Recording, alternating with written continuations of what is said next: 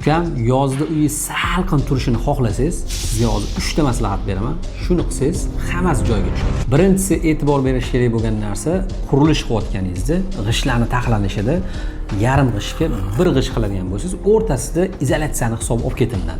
Bu issiq sovuqlarni yaxshi ta'minlab keladi. Ikkinchisi, uy proyektini qilayotganda oynalarga qattiq ahamiyat berish kerak. Ularning joylashuvida ikki tomonda oynani qiladigan bo'lsak, havoni yaxshi aylantiradi va uyni salqinligini ta'minlab beradi. Uchinchisi, tabiiy materiallar. Yaqinda bitta okamizning uylariga bordik. Ular shalaka blokdan qilib qo'yganlar, qatdan zax chiqyapti, qatdan issiq kiryapti, topolmay xunob bo'lyaptilar.